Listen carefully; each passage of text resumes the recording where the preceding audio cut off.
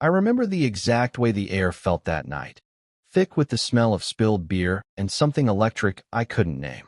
The rain had been falling for hours, drumming against the windows of Murphy's bar, turning the street outside into a river of reflected neon.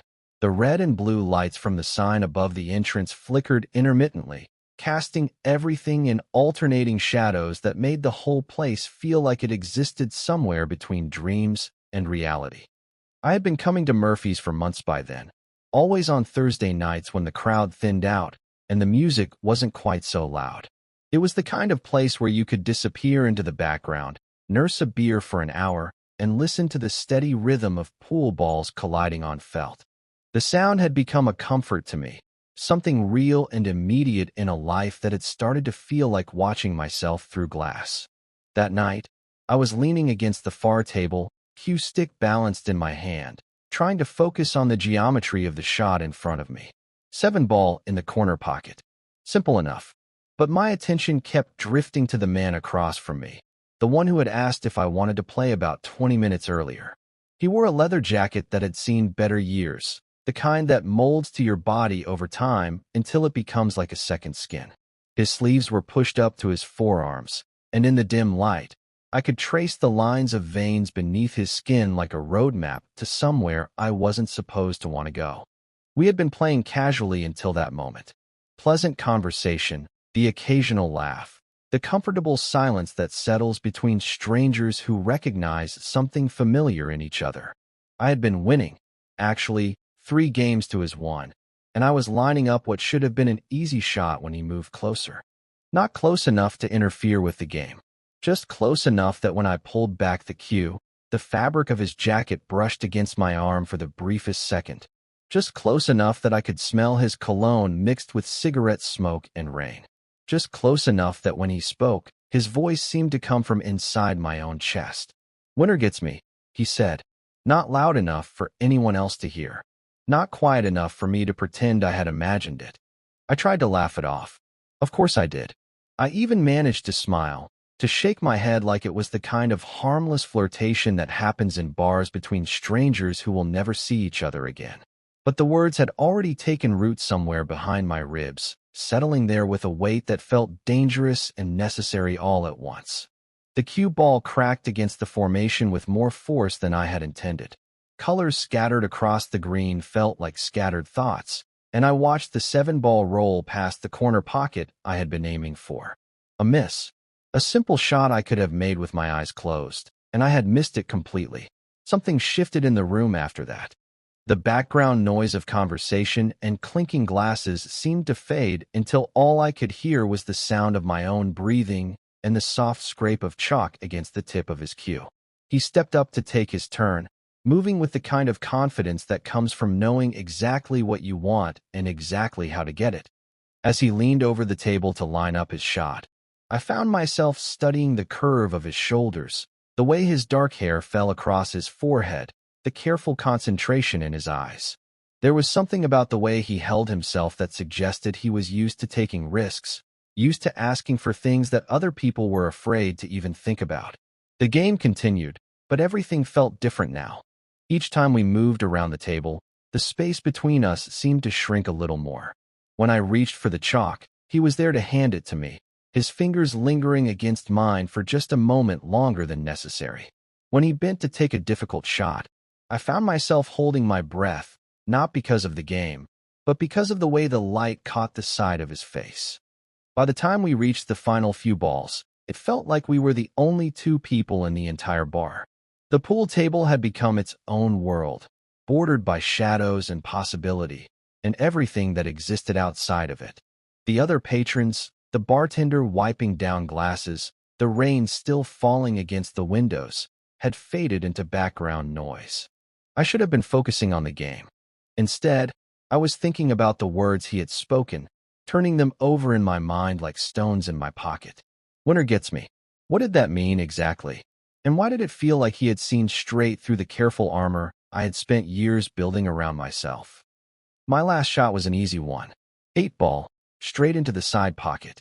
But as I positioned myself to take it, he moved to stand directly across from me, his eyes meeting mine across the green felt. For a moment, neither of us moved. The cue stick felt foreign in my hands, and my pulse was beating so hard I was sure he could hear it. I took the shot and missed. Badly. The 8-ball careened off the rail and came to rest nowhere near the pocket I had been aiming for.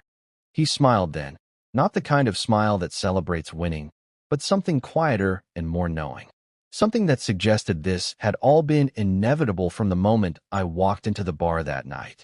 As he moved around the table to take his final shot, we passed each other in the narrow space between the table and the wall.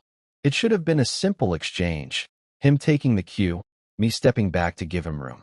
Instead, our fingers brushed as he took the stick from my hand, and the contact sent something electric straight up my arm and into my chest. He held my gaze for just a second longer than necessary before turning his attention back to the table.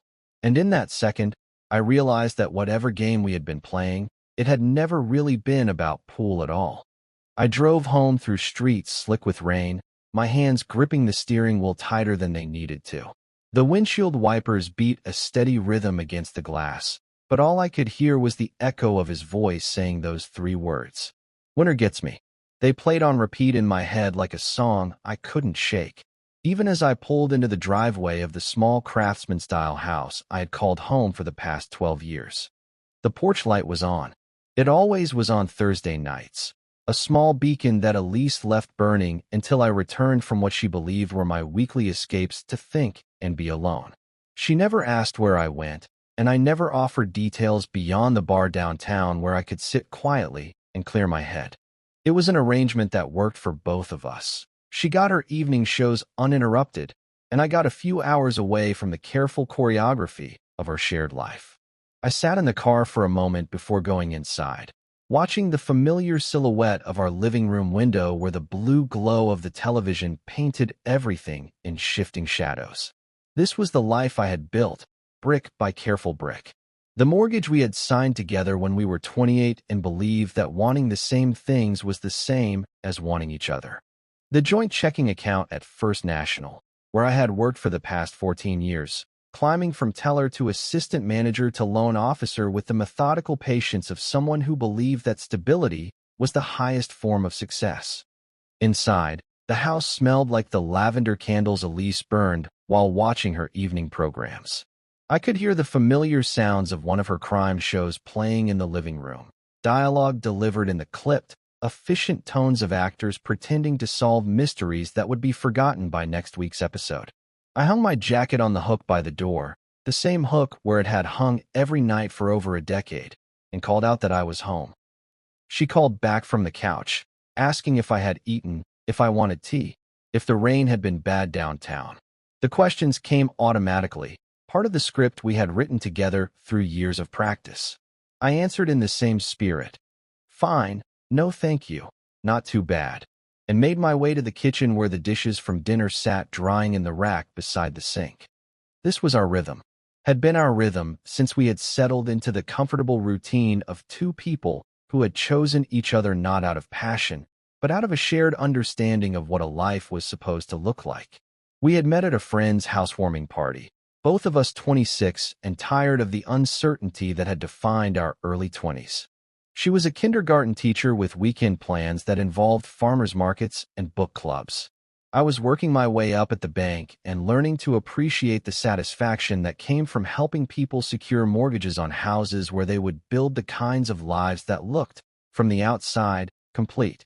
We had dated for 2 years before I proposed, not because I couldn't imagine my life without her, but because I couldn't imagine what other kind of life there was to have. She was kind and thoughtful and never asked me to be anything other than what I already was.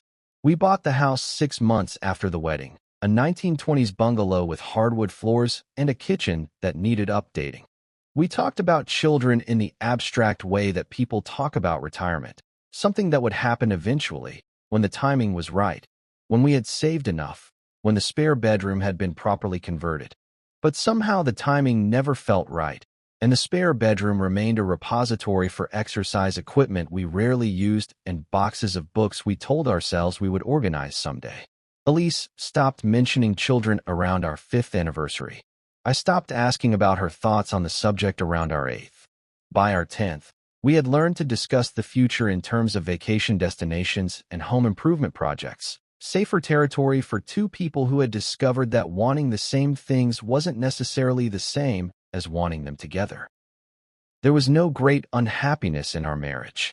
No fights that ended with slamming doors or accusations hurled like weapons. Instead, there was something quieter and more persistent, a hollowness that had settled into the spaces between us like dust gathering in corners you forget to clean. We were polite to each other. We shared meals and grocery lists and opinions about the weather. We attended the same parties and laughed at the same stories and presented ourselves to the world as a couple who had figured out how to make it work. But late at night, lying in the bed we had chosen together from a furniture store catalog, I would sometimes find myself staring at the ceiling and wondering when I had stopped feeling like myself and started feeling like someone playing the role of myself. The thought would surface and then sink again, pushed down by the practical weight of mortgage payments and retirement contributions and the comfortable predictability of a life that required nothing more than showing up and following the script. My evenings followed their own predictable pattern. Elise would claim the living room and her shows, and I would retreat to the garage where I kept a workbench and the tools I used to tinker with small repairs around the house. Sometimes I would take walks through the neighborhood, past houses that looked just like ours, where other couples were settling into their own evening routines behind their own porch lights. The walks helped quiet the restlessness that seemed to accumulate during the day like static electricity, building up until I needed to discharge it somehow.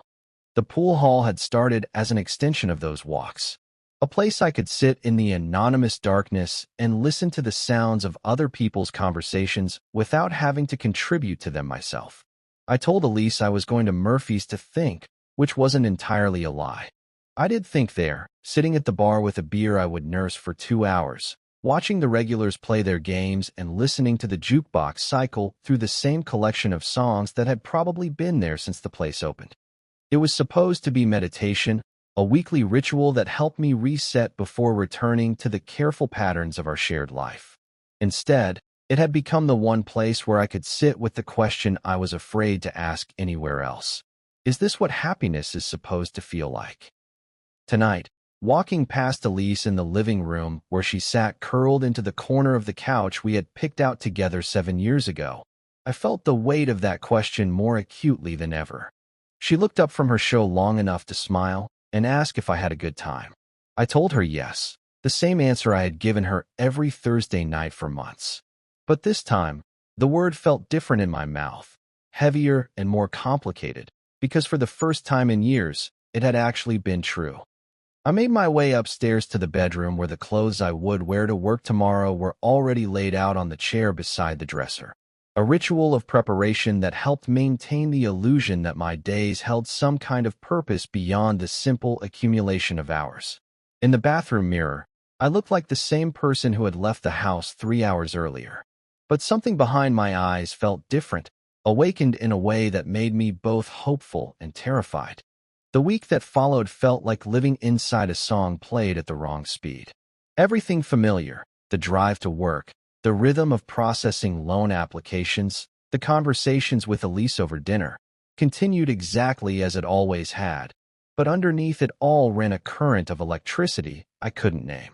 I would find myself pausing in the middle of mundane tasks, my hand frozen over a file cabinet or my coffee cup halfway to my lips, replaying moments from that Thursday night with the kind of detailed attention I usually reserved for reviewing mortgage documents.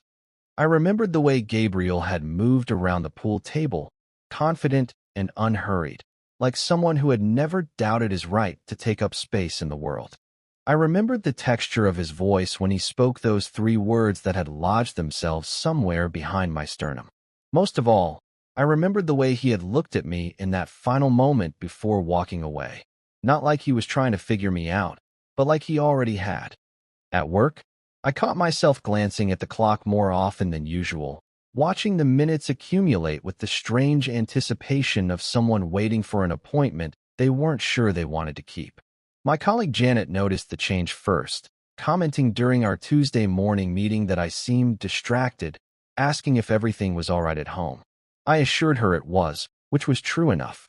Elise and I continued our careful dance around each other, sharing meals and small talk, and the comfortable silences that had become the foundation of our marriage. But if Elise noticed any difference in me that week, she gave no indication.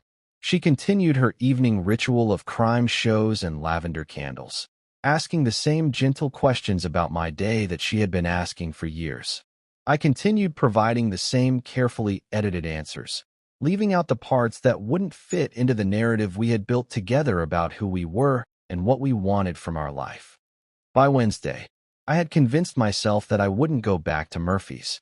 The encounter with Gabriel had been an anomaly, a moment of curiosity that belonged to some other version of myself, someone braver or more reckless than the man who had spent the last 12 years building a life that looked, from every angle, exactly like what it was supposed to look like. I had a mortgage and a marriage and a job that provided both stability and health insurance. I had no business sitting in dark bars letting strangers make implications that could unravel everything I had worked to create. But Thursday evening found me standing in front of my closet, choosing between shirts with the kind of deliberate attention I hadn't paid to my appearance in years. I told myself I was going to Murphy's to prove a point, that the previous week had been nothing more than a moment of misplaced curiosity, easily dismissed by the simple act of returning to my regular routine. I would sit at the bar, drink my beer, maybe play a game of pool with whoever happened to be there, and confirm that my life was exactly as settled as it appeared to be. Gabriel was already there when I arrived, standing at the same table where we had played the week before. He looked up when I walked in, and something in his expression suggested he had never doubted I would come. Not smugness, exactly, but a quiet certainty that made me feel both transparent and understood in ways that weren't entirely comfortable. He asked if I wanted to play, the same question he had asked the previous week, but this time there was something different in the way he said it. Less casual, more intentional, like we both knew we were agreeing to more than just a game. I said yes, and we began the familiar ritual of racking the balls and choosing our cues, but the atmosphere between us had shifted into something I couldn't quite identify. We played more carefully this time, taking longer over our shots, moving around the table with the kind of deliberate attention usually reserved for much higher stakes. The conversation that had been easy and surface level the week before deepened into something more substantial. He told me he worked construction, mostly commercial projects, and that he had been living in the city for about 3 years. I mentioned my job at the bank, the routine nature of loan processing, the satisfaction that came from helping people buy their first homes. But it was the spaces between the words that felt most significant. The way he paused before answering questions, like he was deciding how much truth to offer. The way I found myself editing my own responses, not to mislead him, but to present the version of myself that felt most authentic in his presence. When he asked if I liked my work, I found myself admitting that I had stopped thinking of it as something I liked or disliked years ago.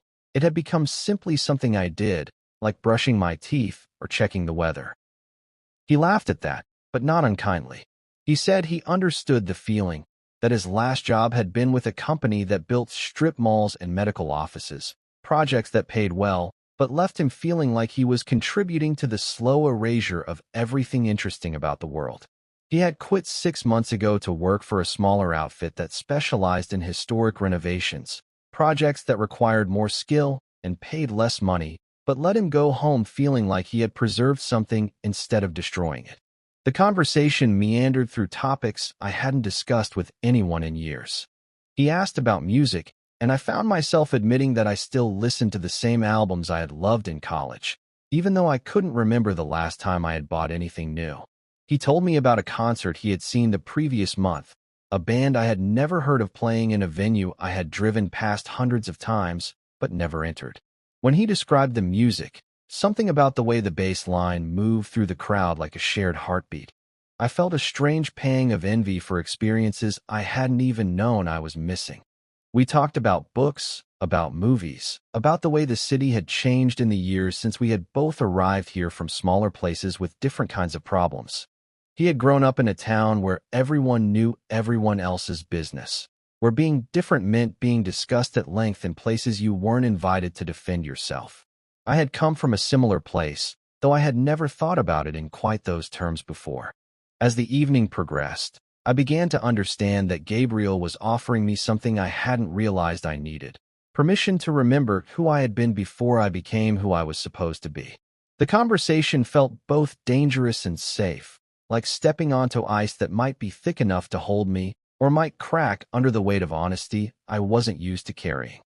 When he mentioned his last relationship, he did so casually, without the careful navigation I had learned to expect when personal topics came up in conversation. He said he had lived with someone for 2 years, a man who loved him but couldn't bring himself to be seen with him in certain contexts. Family gatherings, work events, anywhere that their connection might be subject to scrutiny or judgment. It had ended not in anger, but in a kind of exhausted sadness, the recognition that love without the freedom to express it openly eventually becomes a burden too heavy for both people to carry. I didn't know what to say to that, so I said nothing. But something in my silence must have communicated understanding, because he looked at me with an expression that was both curious and patient, like he was waiting for me to catch up to something he had already figured out.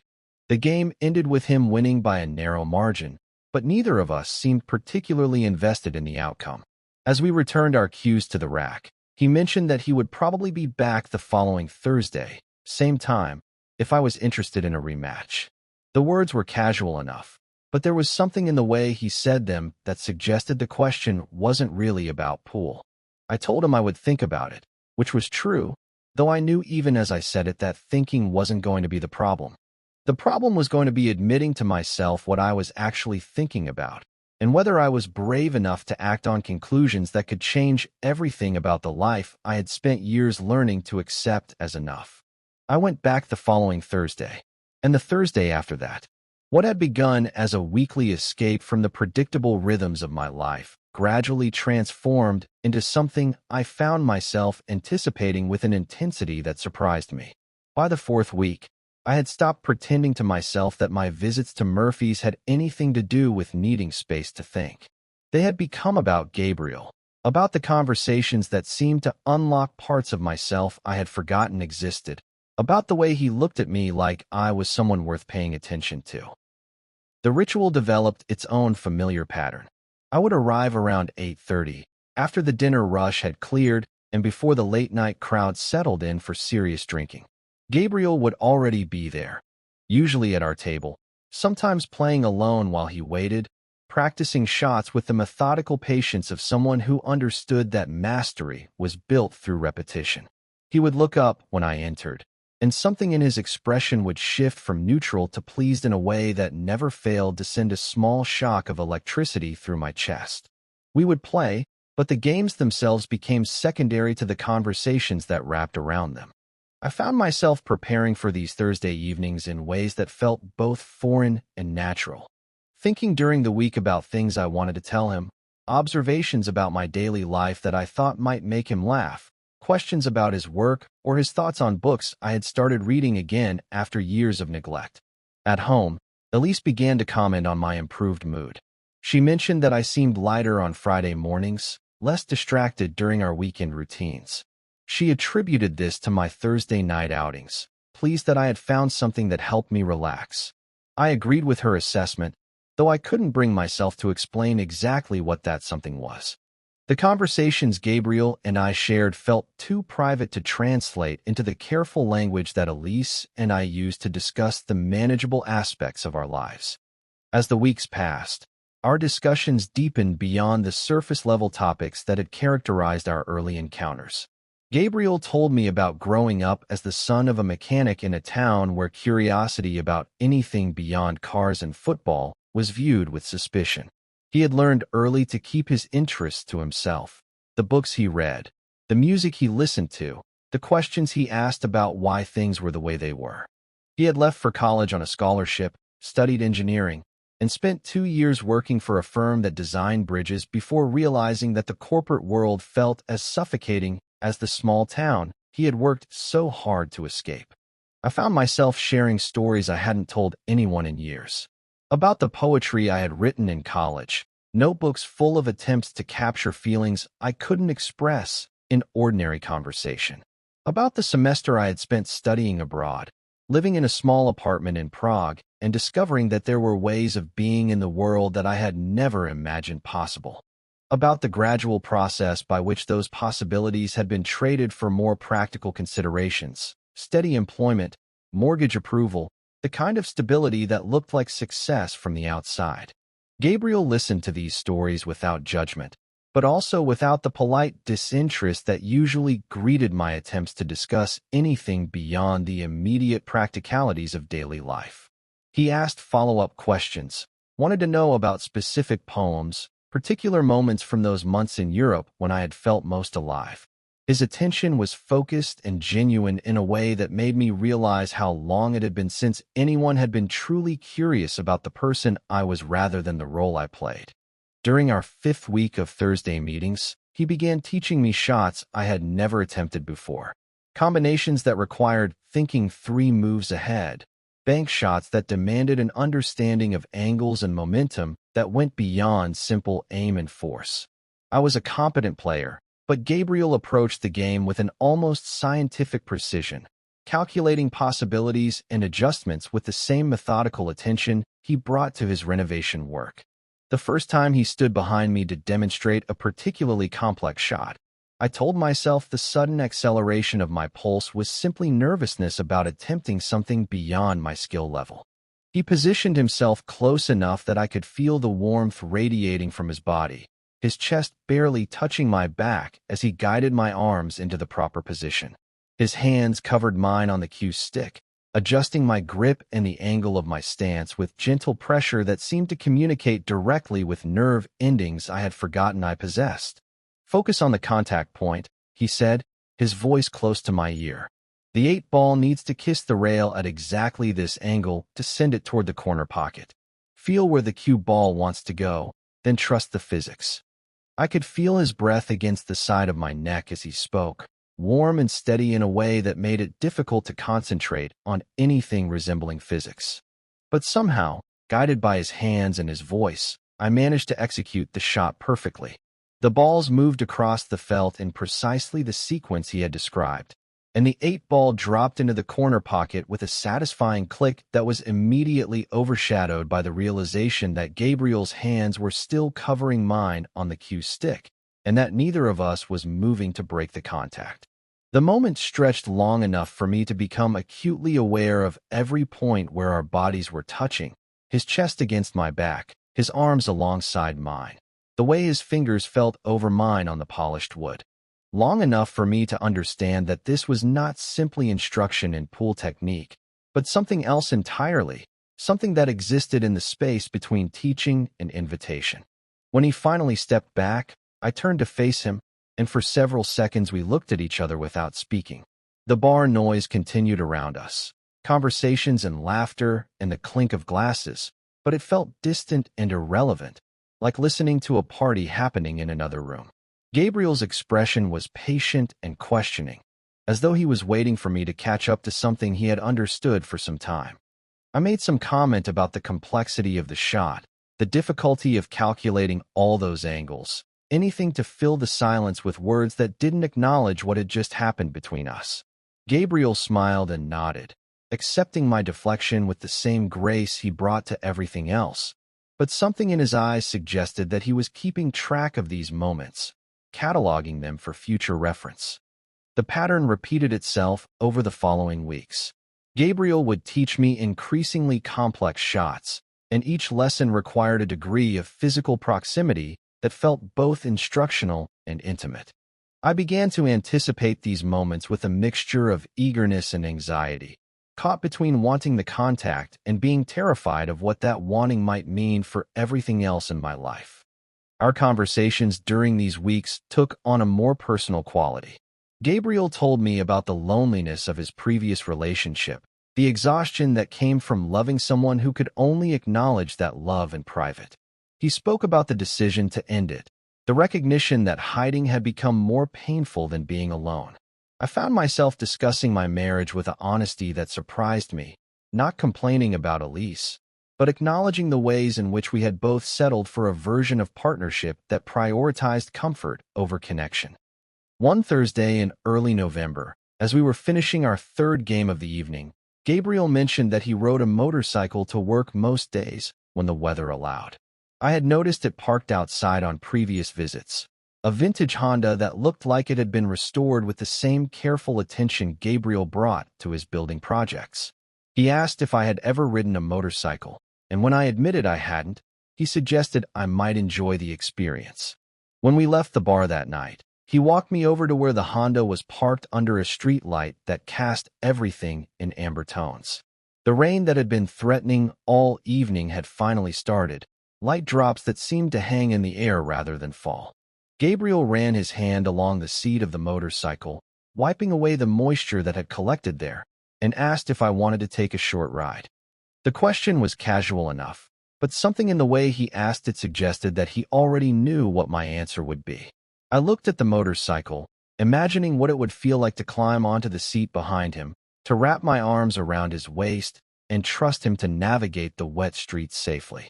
The image was both thrilling and terrifying, representing a level of physical intimacy and vulnerability that existed far outside the boundaries of anything I had experienced in years.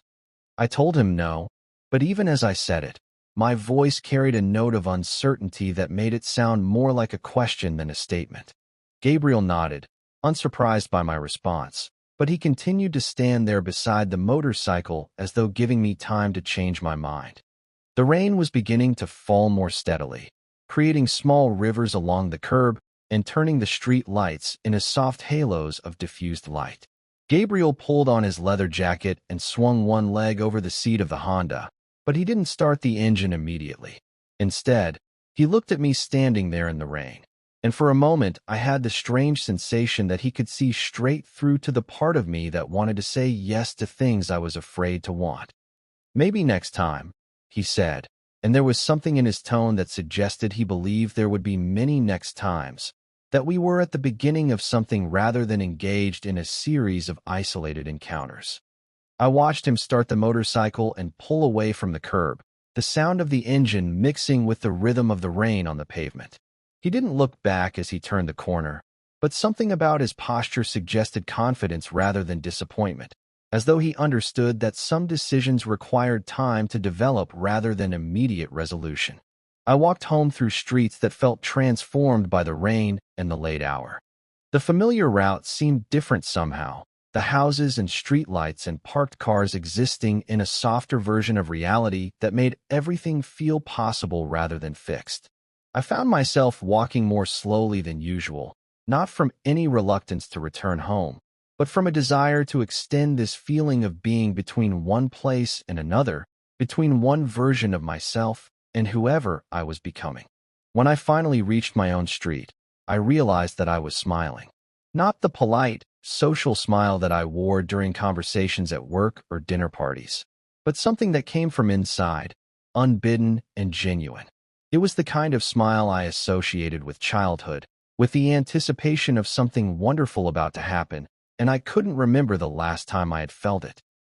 Standing in my driveway, looking at the house where Elise was probably settling into bed with one of her mystery novels, I tried to remember the last time I had smiled like this about anything connected to my regular life. The realization that I couldn't pinpoint such a moment should have been disturbing, but somehow it wasn't. Instead, it felt like waking up from a long sleep, like discovering that colors were brighter and sounds were clearer than I had remembered them being. I went inside as quietly as possible, hanging my rain-dampened jacket on its designated hook and making my way upstairs without turning on any lights that might wake Elise. In the bathroom, brushing my teeth by the glow of the night light, I caught sight of my reflection and was startled to see that I was still smiling. Even more startling was the realization that the face looking back at me seemed younger somehow, more alive than the one I had grown accustomed to seeing in this same mirror each morning and evening. I climbed into bed beside Elise, who stirred slightly but didn't wake, and lay there listening to the rain against the windows while I replayed the evening's conversations and moments of contact. For the first time in years, falling asleep felt like anticipation rather than surrender, like I was resting in preparation for something significant rather than simply ending another day that resembled all the days that had come before it. 3 weeks after the night with the motorcycle in the rain, I found myself at Murphy's later than usual. A problem with loan documentation had kept me at the bank until nearly 9, and I had debated whether to go at all, whether Gabriel would still be there, whether disrupting our established rhythm might somehow break whatever delicate thing we had been building together. But when I pushed through the heavy door into the familiar dimness, he was waiting at our table, playing a solitary game with the patient concentration I had come to associate with all his movements. The bar was quieter than usual for a Thursday night. Only a handful of regulars scattered at tables near the front, the bartender reading a paperback novel in the amber light of the beer signs. Gabriel looked up when I approached, and something in his expression shifted from neutral to pleased in the way that never failed to make me feel like I was exactly where I was supposed to be. He asked if I was ready for a game, but there was something different in his tone tonight, something quieter and more intimate that seemed to acknowledge the lateness of the hour and the unusual privacy it afforded us. We played without much conversation at first, falling into the comfortable rhythm that had developed over our weeks of Thursday meetings. But I found myself watching him more intently than usual, paying attention to details I had trained myself not to notice. The way his fingers moved as he chalked his cue, the careful deliberation with which he considered each shot, the small smile that appeared whenever he successfully executed something particularly difficult. The game stretched longer than usual, both of us playing with more care and attention than the stakes required. There was something ceremonial about it, as though we both understood that this evening was different somehow, that the usual boundaries that governed our interactions had shifted in ways we hadn't yet acknowledged aloud. As the night progressed, the other customers gradually departed until we were alone except for the bartender, who had retreated to the far end of the bar to count receipts and prepare for closing. The jukebox had fallen silent, leaving only the soft sounds of our game, the click of balls against each other, the whisper of felt against cue's stick, our footsteps as we moved around the table. I was lining up what should have been a straightforward shot when Gabriel moved to retrieve something from his jacket, which he had hung on a nearby chair. As he leaned over to reach into the pocket, his shirt pulled tight across his back and then shifted, revealing the curve of his shoulder where the fabric had separated from his skin. It was a glimpse of maybe 3 inches of bare skin, nothing that wouldn't have been visible if he had been wearing a t-shirt. But something about the unintentional intimacy of the moment, the way the light caught the line of his collarbone, the warmth that seemed to radiate from that small expanse of revealed skin, hit me with an unexpected force. I stood there holding my cue stick, completely forgetting about the shot I had been preparing to take, while something fundamental shifted inside my chest. It wasn't the first time I had found myself paying attention to Gabriel's physical presence, but this felt different, more immediate and less manageable, like a door I had been keeping carefully closed had suddenly swung open. When Gabriel straightened and turned back toward the table, he must have seen something in my expression, because his own face changed, becoming more focused and alert in a way that suggested he recognized the significance of whatever moment we had just entered. We finished the game mechanically, neither of us particularly invested in the outcome. The easy conversation that usually accompanied our play had given way to a charged silence that seemed to press against my chest like a weight. When Gabriel sank the 8-ball to win, we both remained standing at opposite ends of the table, looking at each other across the green felt as though it were a much greater distance than the few feet that actually separated us. The bartender called out that it was last call, though neither Gabriel nor I had ordered a drink in over an hour. We returned our cues to the rack and gathered our things with the deliberate slowness of people who understand that leaving means ending something, though neither of us was quite ready to name what that something was. Outside, the October air was sharp and clear, carrying the smell of fallen leaves and wood smoke from someone's fireplace. The street was empty except for a few parked cars and the distant sound of traffic from the main thoroughfare several blocks away. Gabriel's motorcycle sat under the same street light where it had been parked the night he had offered me a ride, but tonight he made no move toward it. We stood there for several minutes, neither of us speaking, both looking at the pavement or the darkened windows of the buildings across the street, anywhere except directly at each other. I could hear the sound of my own breathing, unusually loud in the quiet night, and I realized that my hands were trembling slightly, though whether from the cold or from something else, I couldn't say. Finally, without quite deciding to speak, I heard myself say, "I think about you." The words came out quietly, barely above a whisper, but in the stillness of the empty street, they seemed to carry enormous weight. Gabriel's eyes moved from the pavement to my face, and I watched his expression change from careful neutrality to something softer and more open. He didn't respond immediately, but something in the way he looked at me suggested that my words hadn't surprised him, that perhaps he had been waiting for me to catch up to something he had understood for some time. "You think about me," he repeated, not quite a question, but not quite a statement either. I nodded, not trusting my voice to remain steady if I tried to elaborate. But the confirmation seemed to be enough, because Gabriel took a step closer, closing the distance between us from several feet to maybe 2. "What do you think about?" he asked, and though his voice was gentle, there was something in the question that demanded honesty, that wouldn't be satisfied with evasion or partial truths. I looked at him standing there in the amber light from the street lamp, his leather jacket open over a dark t-shirt, his hair slightly tousled from the wind, and realized that I had reached the point where pretending not to understand what was happening between us had become more difficult than admitting it. "Everything," I said. "I think about everything." The kiss happened so naturally that it felt inevitable rather than surprising. Gabriel stepped forward and I stepped toward him, and then his hands were on either side of my face and his mouth was against mine, warm and certain in a way that made the rest of the world disappear completely. It lasted maybe 5 seconds, long enough for me to register the taste of him, the way his fingers felt against my skin, the strange sensation of kissing someone whose mouth fit against mine in ways that felt both foreign and familiar. Short enough that when it ended, I could almost convince myself it had been imagined rather than experienced. When we broke apart, Gabriel's hands remained on my face for another moment, his thumbs tracing small circles against my cheekbones before he stepped back and let his arms fall to his sides.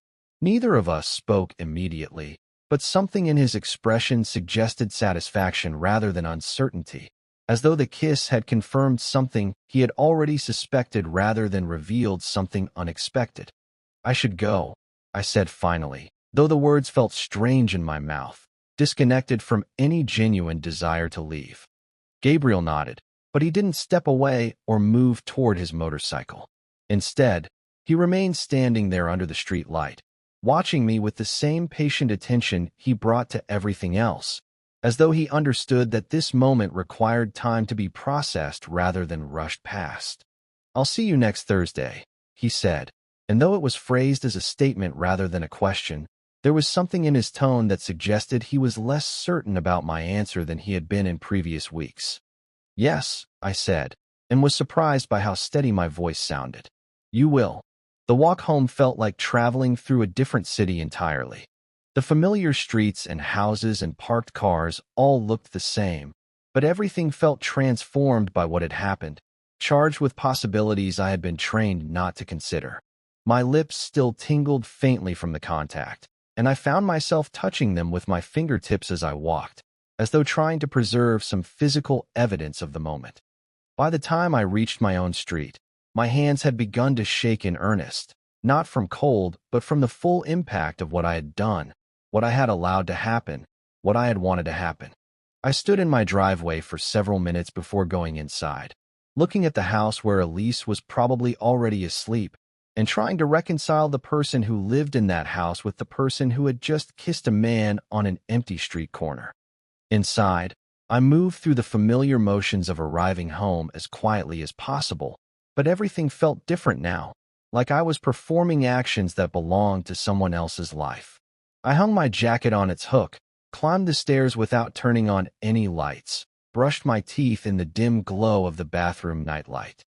But instead of going to bed, I found myself walking back downstairs to the kitchen, where I sat at the table in complete darkness, my hands folded in front of me like I was waiting for something or someone who might not arrive. The wedding ring on my left hand felt heavier than usual, pressing into my finger with a weight that seemed to have multiplied in the hours since I had left the house that evening.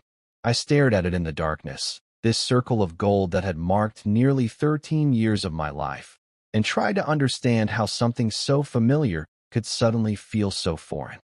I couldn't tell whether what I was feeling was terror or relief. Maybe both. Maybe something else entirely, something for which I didn't have adequate words. All I knew was that sitting there in my own kitchen, in the house I had shared with Elise for over a decade, I felt like a stranger to myself. Not in a way that was frightening, but in a way that felt like waking up after a very long sleep. The week that followed the kiss moved with the strange, distorted quality of time during a fever dream. Friday arrived and passed with excruciating slowness, every hour stretching longer than it should have while I sat at my desk at the bank, processing loan applications with mechanical precision while my mind replayed those 5 seconds under the street light in obsessive detail.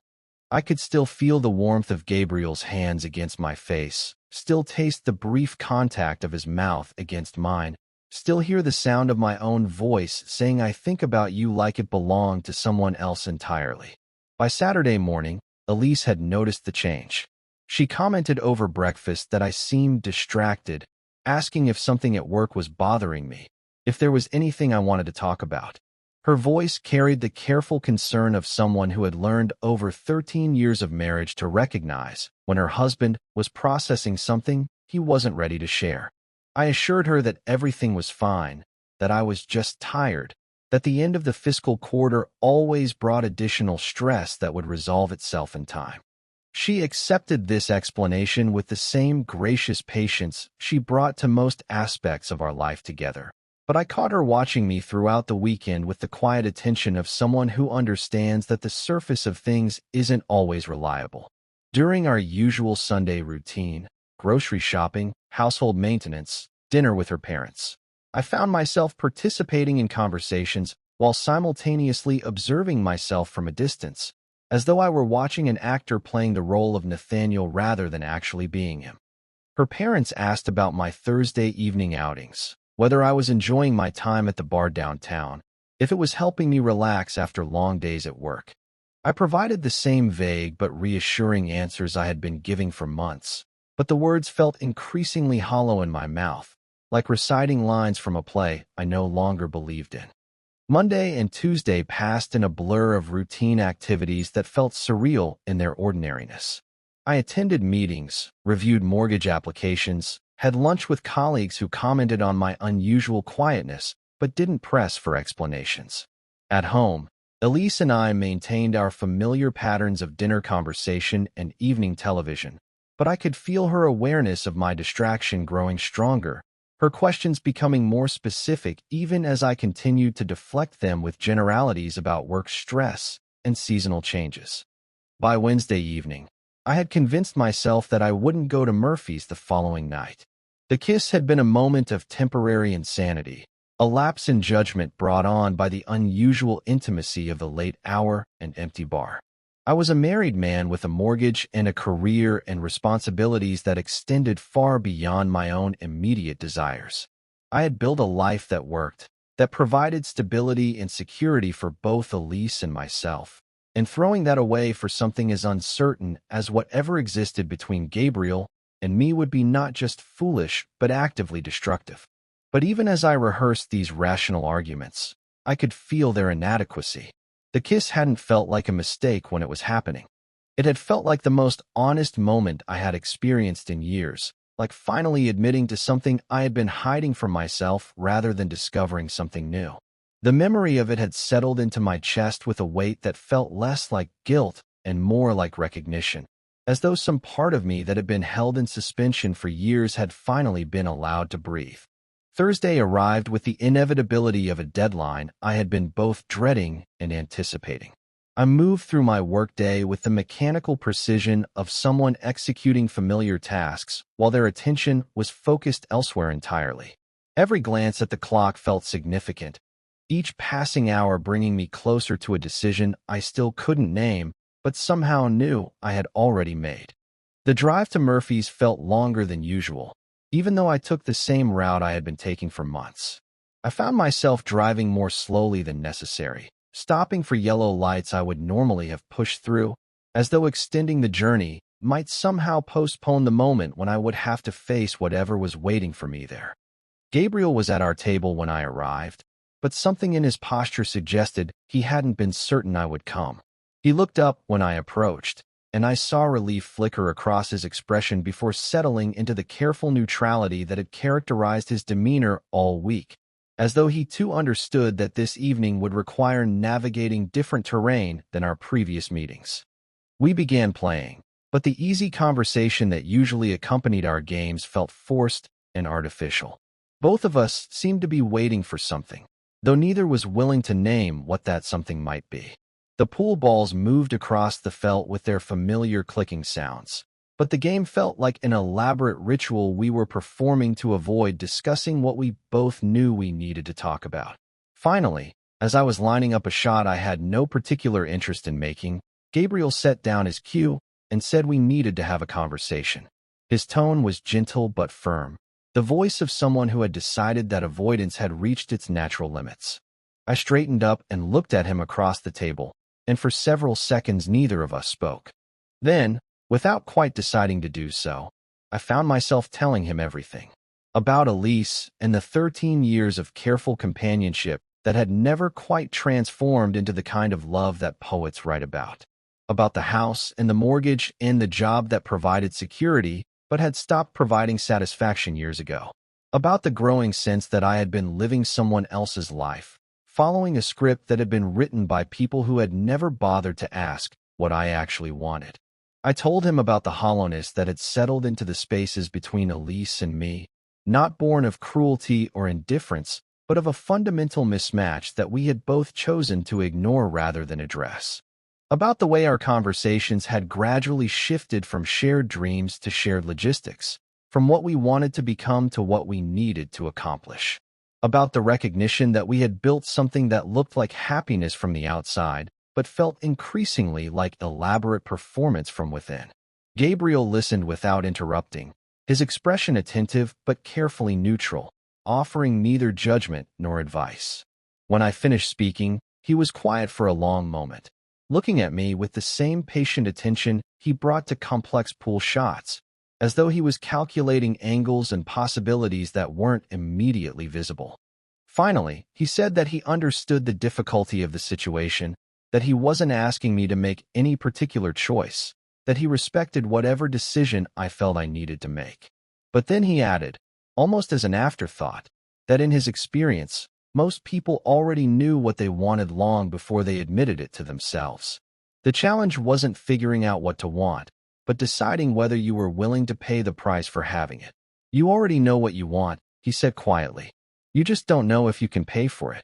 The words hit me with the force of recognition, not because they revealed something new, but because they named something I had been carrying around without acknowledgement for months. I didn't know what I wanted. I wanted Thursday nights to become more than Thursday nights. I wanted conversations that went deeper than the weather and weekend plans. I wanted to touch someone whose skin seemed to conduct electricity, whose presence made me feel more alive than I had felt in years.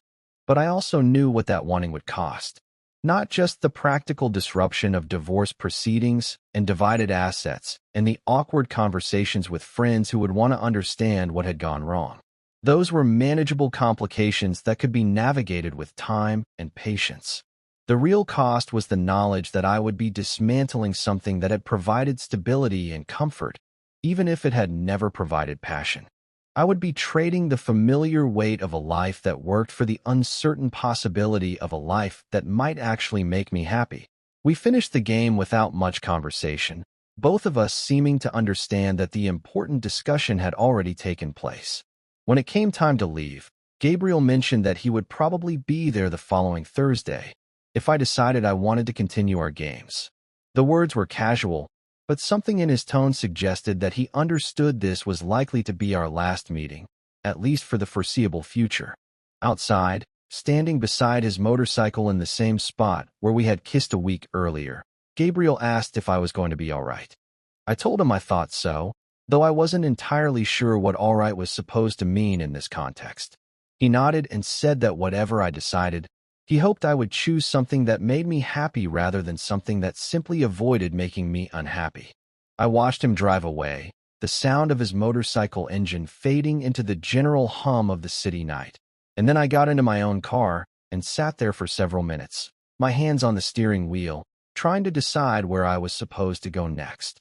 Instead of driving directly home, I found myself taking the long route through neighborhoods I rarely visited, past houses where other couples were probably settling into their evening routines behind lit windows. I drove for nearly an hour, circling blocks and taking turns that led nowhere in particular, until I finally admitted to myself that I was postponing something that couldn't be postponed indefinitely. When I finally pulled into my own driveway, the porch light was on as always, and through the living room window, I could see the familiar blue glow of the television where Elise was probably watching one of her mystery shows. The scene looked exactly as it had hundreds of previous Thursday nights, but something about my perspective had shifted in ways that made it feel like looking at a photograph of someone else's life. Inside, I found Elise in the kitchen, making tea and arranging papers that looked like they belonged to one of her students. She looked up when I entered and smiled, asking about my evening in the same gentle tone she had been using for months. But instead of providing my usual vague reassurances, I found myself looking at her, really looking, and seeing not just my wife of 13 years, but a woman who deserved to be loved by someone who could offer her more than careful companionship and shared domestic responsibilities. Without speaking, I reached up and worked my wedding ring off my finger. It took some effort. The ring had been there so long that it had worn a permanent groove in my skin, but eventually it came free. I placed it on the counter between us, the small circle of gold catching the overhead light as it settled against the granite surface. Elise stared at the ring for a long moment, and then raised her eyes to meet mine. Neither of us spoke immediately, but something in her expression suggested that this moment hadn't surprised her as much as it might have a few months earlier. She had been watching, had been waiting, had probably understood what was happening before I did. "We need to talk," I said, and though my voice was steady, I could hear the weight of everything that conversation would need to contain. The conversation with Elise lasted until nearly 3 in the morning. We sat across from each other at the kitchen table, the wedding ring between us like a small monument to 13 years of careful partnership, and spoke with the honesty that had been missing from our relationship for longer than either of us wanted to calculate. She wasn't surprised, she told me. Had been watching me change over the past few months, had seen something awakening in me that she recognized as both beautiful and incompatible with the life we had built together. There were tears, but not the kind born of betrayal or anger. Instead, there was a sadness mixed with relief, the complex grief that comes from finally acknowledging something both parties have understood but been afraid to name. She asked if there was someone else, and I told her yes, though I admitted I didn't know what that meant yet, what it might become. She nodded as though this too was information she had been preparing to receive. By the time the sun began to rise, we had discussed the practical details that would need attention, lawyers and paperwork, and the question of who would keep the house we had chosen together when we still believed in shared futures. But mostly we had talked about the years that had brought us to this point, the gradual recognition that we had both been trying to love each other in ways that felt increasingly like performance rather than instinct. I spent that first night in a motel off the interstate, the kind of place that rented rooms by the week to people whose lives had taken unexpected turns. The East Side Inn, with its thin walls and humming refrigerators and the constant sound of traffic that never quite faded into background noise. My room was small and clean and furnished with the anonymous efficiency of a place designed for temporary occupancy. A bed with sheets that smelled like industrial detergent. A desk that wobbled when I set down my coffee cup. A window that looked out onto a parking lot where people came and went at all hours, carrying their lives in suitcases and garbage bags. For the first few days, the world felt both lighter and heavier than it had before. Lighter because I was no longer carrying the weight of pretending that my life was exactly what I wanted it to be. Heavier because I had traded the familiar comfort of routine for the uncertain terrain of possibility, and possibility, I was learning, required a different kind of courage than I was used to exercising. I called in sick to work on Monday, then again on Tuesday. By Wednesday, I managed to show up at the bank, but everything felt surreal, like I was participating in someone else's life while my actual existence waited in suspension. My colleagues asked if I was feeling better, commented that I looked different somehow, though they couldn't quite identify what had changed. I provided vague explanations about a stomach bug and stress, anything to avoid discussing the fundamental reorganization that was taking place behind the familiar surface of my daily activities. The strange thing was that I didn't feel devastated in the way I had expected to feel. There was sadness, certainly, and moments of panic when the magnitude of what I had dismantled would hit me all at once. But underneath those feelings was something else, a sense of recognition, as though I was finally inhabiting my own life rather than observing it from a distance. I spent my evenings in the motel room, sitting at the wobbly desk or lying on the bed, listening to the sounds of other people's temporary lives through the thin walls. Sometimes I would hear conversations in languages I couldn't identify, or the sound of televisions playing the same programs I had watched with Elise, or children playing games that involved running back and forth across small rooms. The sounds should have felt lonely, but instead they felt like evidence of a larger world where people were constantly making choices about how to live, constantly adapting to circumstances they hadn't planned for. I didn't contact Gabriel during that first week, partly because I needed time to process what had happened, to sit with the silence and let it teach me what it had to offer, but mostly because I wanted to understand what I was choosing rather than what I was running from. The kiss had been the catalyst, but the decision to leave my marriage had been building for longer than I had been willing to admit, growing in the spaces between what I had settled for and what I had never allowed myself to want. On Thursday evening, exactly 1 week after placing my wedding ring on the kitchen counter, I found myself driving toward Murphy's without having made a conscious decision to do so. The route was so familiar that my hands seemed to steer the car independently of my brain. Following streets I had traveled dozens of times while my mind remained focused on the question of what I would say when I arrived, how to explain the week of absence, and the fundamental changes it represented. But when I walked through the heavy door into the familiar dimness of the bar, Gabriel was there at our table, chalking his cue with the same methodical attention he brought to everything else. He looked up when I entered, and our eyes met across the distance that separated the entrance from the back corner where we had spent so many Thursday evenings together. Neither of us spoke immediately. There was recognition in his expression, but also something else, relief, maybe, or satisfaction, the look of someone who had been waiting without knowing exactly what they were waiting for. He held my gaze for a long moment, and in that look I saw acknowledgement of everything that had happened and everything that was about to begin. I walked to the cue rack and selected a stick, testing its weight and balance while Gabriel finished preparing the table. The ritual felt both familiar and completely new, like returning to a place I had visited in dreams. When I turned back toward the table, Gabriel was standing at the far end, waiting for me to take my position for the opening break. We stood there for a moment, looking at each other across the green felt that had become the geography of our friendship and whatever was developing beyond friendship. The neon sign above the bar flickered intermittently, casting everything in alternating patterns of light and shadow that made the whole scene feel suspended between what had been and what was about to become. I leaned over the table and positioned the cue ball, feeling the familiar weight of the stick in my hands and the solid surface of the felt beneath my arms. Gabriel moved to stand beside me rather than across from me, close enough that I could feel the warmth radiating from his body. Close enough that when I pulled back to take the shot, our shoulders brushed in a contact that felt both accidental and inevitable. The break scattered the balls across the table with the sharp crack that had become the soundtrack to our Thursday evenings. But this time, instead of stepping back to let Gabriel take his turn, I remained where I was, and he remained where he was, both of us watching the colors settle into new positions while standing close enough to hear each other breathing. The game we were about to play would be different from all the games that had come before it, not because the rules had changed, but because we had changed, because the space between us had transformed from careful distance into something that felt like possibility. The neon light continued its irregular flickering above us, painting everything in shades of red and blue and amber, and for the first time in years, I felt like I was exactly where I was supposed to be.